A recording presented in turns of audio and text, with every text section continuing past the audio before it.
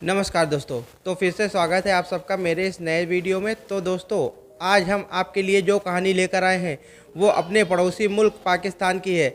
और इस कहानी को सुनने के बाद आप सोचने पर मजबूर हो जाओगे, क्या दरिंदगी ऐसी भी होती है कि जिसमें जिंदा मुर्दा कोई भी फ़र्क नहीं पड़ता। क्योंकि जिंदा लोगों के साथ लोग नाइंसाफ़ी तो करते ही हैं, लेकिन कुछ लोग ऐसे भी हैं दुनिया में जो कि मुर्दा लोगों को भी नहीं छोड़ते हैं। तो दोस्तों, ये कहानी बहुत ही ज़्यादा दिलचस्प होने वाली है, इसलिए मेरी आपसे पर्सनली रिक्वेस्ट है कि वीडियो में आप अंत तक बने रहें। और अगर आपने चैनल को सब्सक्राइब नहीं किया तो सब्सक्राइब कर लें, वीडियो को लाइक और शेयर कर दें। और हाँ, बेल आइकन को प्रेस करना बिल्कुल भी मत भूलिएगा, जिससे कि आपको आने वाले वीडियो का नोटिफिकेशन सबसे पहले मिल सके। तो दोस्तों, ज़्यादा देरी ना करते हुए शुरू करते हैं आज का वीडियो। तो दोस्तों, पाकिस्तान के कराची में एक जगह है लियाकताबाद, और वहीं पर यह घटना घटी थी।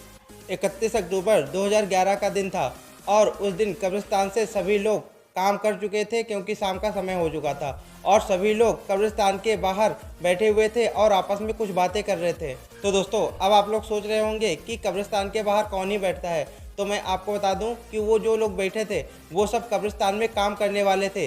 तभी वहाँ पर कुछ ऐसा घट जाता है जो कि बहुत ही ज़्यादा ऑकवर्ड होता है।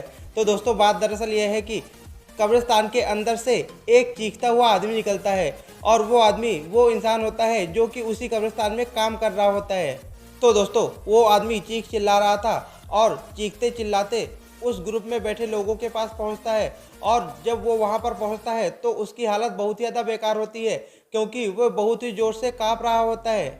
इतना ही नहीं, वो आदमी बहुत ज़्यादा डर चुका था। वो इतना ज़्यादा डर गया था कि उससे कुछ बोला भी नहीं जा रहा था। वो सिर्फ बार बार कब्रिस्तान की तरफ ही इशारा कर रहा था, जिससे कि वहाँ पर मौजूद लोगों को ये लग रहा था कि कब्रिस्तान के अंदर कुछ ना कुछ गड़बड़ है। तो दोस्तों, मैं आपको बता दूं कि वहाँ पर जितने भी लोग थे उन सब लोगों को बहुत ज़्यादा डर लग रहा होता है, क्योंकि एक तो रात का वक्त हो चुका था, और ऊपर से इतना ख़राब मंजर भी वहाँ पर बन चुका था, क्योंकि जो अंदर से आदमी आया था उसको देखकर सभी लोग बहुत ही ज़्यादा डर रहे थे। जिसके बाद वो सभी लोग आपस में मिलकर कुछ बातचीत करते हैं। फिर फाइनली ये डिसाइड हो जाता है कि सभी लोग मिलकर अंदर जाएंगे। जिसके बाद वो सभी लोग मिलकर कब्रिस्तान के अंदर जाते हैं, और साथ में उस डरे हुए इंसान को भी अपने साथ ले जाते हैं। वो इंसान कुछ बोल तो नहीं रहा होता, लेकिन सिर्फ इशारा दे रहा होता है, जिससे कि उसके इशारों पे आकर वो सभी लोग उस जगह पर पहुंच जाते हैं जहां पर वो आदमी उन लोगों को लेकर जाना चाहता था। लेकिन दोस्तों, जैसे ही सभी लोग उस आदमी द्वारा बताए गए स्थान पर पहुंचते हैं, तो वहां का मंजर जैसे ही सभी लोग देखते हैं तो सभी लोगों के होश उड़ जाते हैं वहां का मंजर देखकर। जी हाँ दोस्तों, बात दरअसल यह है कि वहां पर लोग देखते हैं कि वो इंसान जिस कब्र की तरफ इशारा कर रहा है उस कब्र का एक हिस्सा खुला हुआ है। इतना ही नहीं, उसमें जो एक स्लैब रखा होता है कब्र के ऊपर वो भी हटा हुआ था। लेकिन दोस्तों, उन सब लोगों ने वो सारी चीज़ें देखी, लेकिन उन लोगों को कुछ भी समझ में नहीं आया। जिसके बाद वो डरा सहमा सा जो इंसान था वो सारी बातें उन सभी लोगों के सामने रखता है और सब कुछ खुलकर बता देता है। जिसके बाद वहाँ पर जितने भी लोग मौजूद थे सभी लोगों को उस इंसान के ऊपर बहुत ज़्यादा गुस्सा आया। उन लोगों का यही मन हुआ कि उसको यहीं पर मार दें, लेकिन वहाँ पर उन लोगों ने कुछ भी गलत नहीं किया। उन्होंने किसी तरीके पुलिस को सूचित कर दिया, जिसके बाद पुलिस वहाँ पर पहुँचती है और पहुँचकर वहाँ से उस इंसान को अरेस्ट कर लेती है। जिसके बाद उस इंसान से पुलिस लॉकअप में पूछताछ की जाती है। जिसके बाद वो इंसान सारी कहानी सिलसिलेवार तरीके से एकदम सच्चाई से बता देता है पुलिस वालों को। तो दोस्तों, मैं आपको बता दूं कि वो जो डरा सहमा इंसान था जो जेल पहुंच चुका था उसका नाम था रियाज, और वो पाकिस्तान के पंजाब के सरगोधा का रहने वाला था। तो दोस्तों, अब आपके माइंड में यही सवाल चल रहा होगा कि सरगोधा से कराची वो कैसे पहुंचा। तो दोस्तों, मैं आपको बता दूं कि रोजी रोटी के चक्कर में रियाज सरगोधा से कराची पहुंच गया था। जब रियाज कराची पहुंचा तो उसको तुरंत काम नहीं मिला, जिसके बाद वो ये उधर उधर घूमता रहा, शायद कहीं थोड़ा बहुत काम मिल जाए। हाँ, कभी कभी उसको थोड़ा बहुत छोटा मोटा काम मिल जाता था, तो उसी काम को करके वो अपना गुजर बसर कर रहा था। कराची आने के बाद रियाज हमेशा यही सोचता है कि उसको कोई टिकाऊ नौकरी मिल जाए, लेकिन उसको टिकाऊ नौकरी नहीं मिलती। लेकिन किसी तरीके से वो अपने दिन काटता रहा। जिसके कुछ दिनों बाद वजीरा नाम के एक शख्स से रियाज की दोस्ती हो जाती है। तो दोस्तों, मैं आपको बता दूं कि जो वजीरा था वो लियाकताबाद के एक कब्रिस्तान में जॉब करता था। तो दोस्तों, जो वजीरा था वो वहाँ पर कब्रें खोदना और कब्रों के ऊपर पानी डालने का काम करता था। तो दोस्तों, जब वजीरा से रियाज मिला था तब रियाज अपनी सारी प्रॉब्लम्स बता देता है वजीरा को अपना दोस्त समझकर, जिसके बाद वजीरा उसकी प्रॉब्लम समझता है और उसको उसी कब्रिस्तान में नौकरी में लगवा देता है। और अगर बात की जाए रियाज की, तो रियाज वो नौकरी पाकर बहुत ही ज़्यादा खुश था, क्योंकि वो परमानेंटली काम करता था और अच्छे से रह रहा था और काफ़ी अच्छी वजीरा से बॉन्ड भी शेयर करता था। इसके बाद रियाज ने पुलिस वालों को बताया कि कुछ दिनों तक तो सब कुछ ठीक रहा, लेकिन कुछ दिनों बाद बहुत ही अजीबोगरीब हरकतें होने लगी। तो दोस्तों मैं आपको बता दूं कि यहाँ पर रियाज जो है वो वजीरा के बारे में पुलिस से बात कर रहा था और बताता है कि जब भी कोई नई लड़की की लाश आती कब्रिस्तान में, तो वजीरा पीछे से कब्र खोदकर उसके अंदर घुस जाता था और कुछ समय कब्र के अंदर रहने के बाद बाहर निकलकर वैसे ही कब्र को बंद कर देता था जैसे कि वह पहले थी। अगर बात की जाए रियाज की, तो रियाज कुछ दिनों तक सब कुछ देखता रहा, लेकिन एक दिन हिम्मत करके उसने वजीरा से पूछ लिया कि आखिर तुम कब्र को वापस खोदकर कब्र के अंदर जाकर करते क्या हो। तो दोस्तों जैसा कि मैंने आपको पहले ही बताया था कि वजीरा और रियाज की दोस्ती बहुत ज़्यादा गहरी हो चुकी थी। इस वजह से वजीरा ने सारी बातें रियाज को बता दी और अपने इस काम में रियाज को भी वजीरा ने शामिल कर लिया। तो दोस्तों अब यहाँ पर एक से भले दो वाला काम हो गया, क्योंकि अभी तक सिर्फ वजीरा ही था जो सारे कार्यों को अंजाम दे रहा था, लेकिन अब उसके साथ रियाज भी शामिल हो गया था। तो दोस्तों मैं आपको बता दूं कि इस कब्रिस्तान में जो नमाज़ें होती थी वो 5 टाइम की होती थी। इस वजह से जो शाम की नमाज़ होती थी, तो उस नमाज को करने के बाद ये लोग हमेशा इसी फिराक में रहते कि आज जो लाश आई है वो किसी लड़की की है या लड़के की। तो उसी नमाज के बाद वो लोग ये सब कुछ पता कर लेते थे।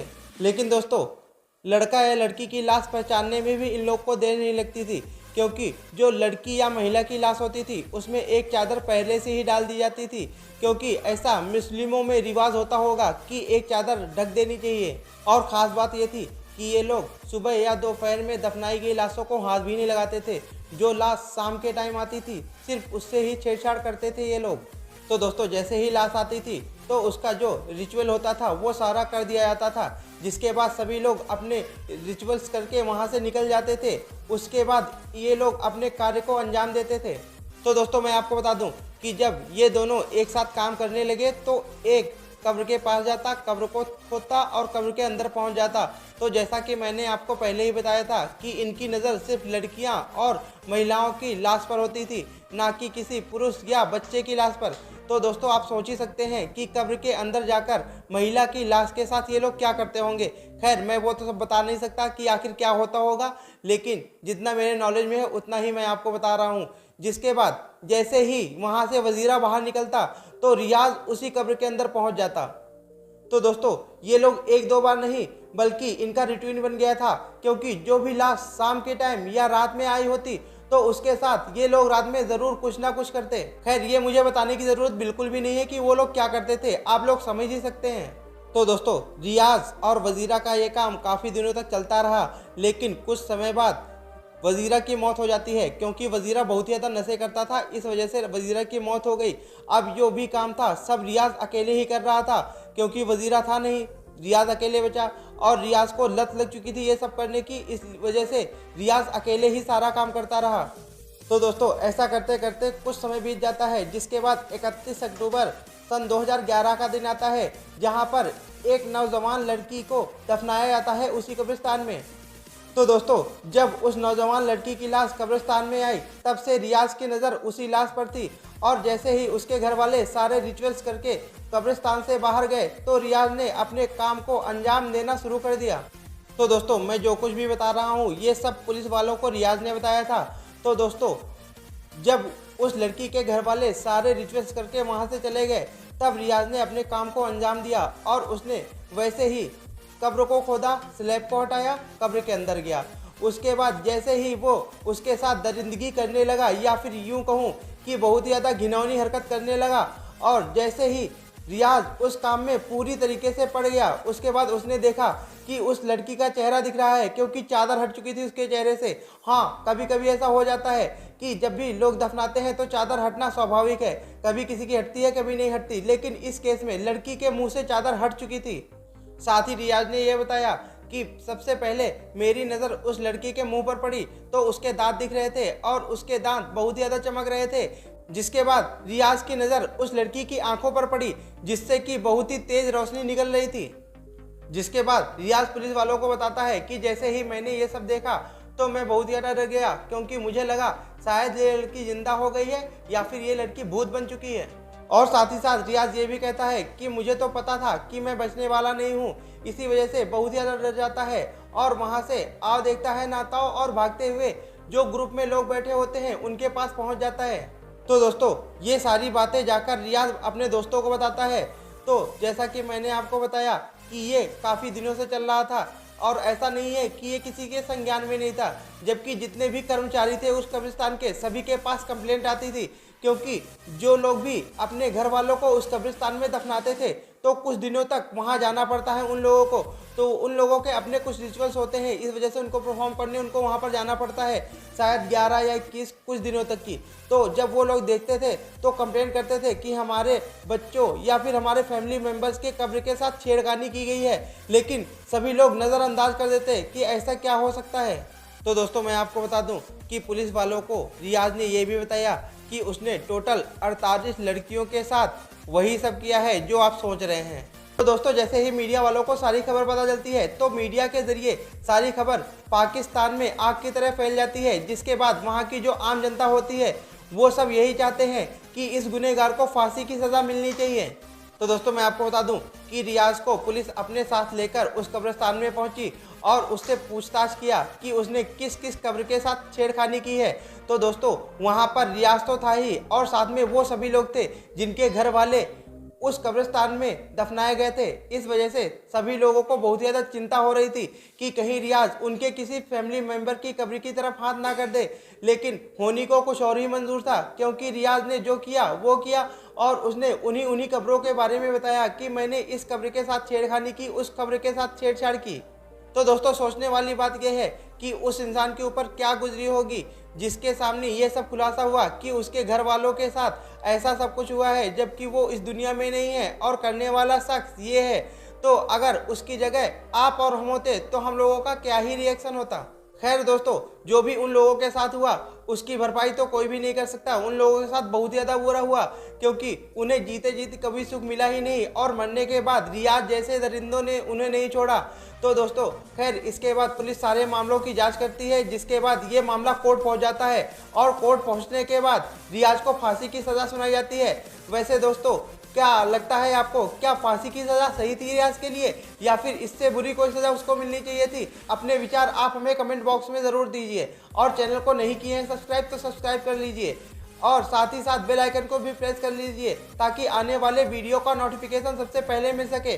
और हाँ कमेंट करना बिल्कुल भी मत भूलिएगा, क्योंकि आपका एक कमेंट हमारे लिए बहुत बड़ा मोटिवेशन होता है और हम कोशिश करेंगे कि आपके लिए इससे भी बेहतर और सच्ची कहानियाँ लाते रहें। तब तक के लिए आप अपना ख्याल रखें।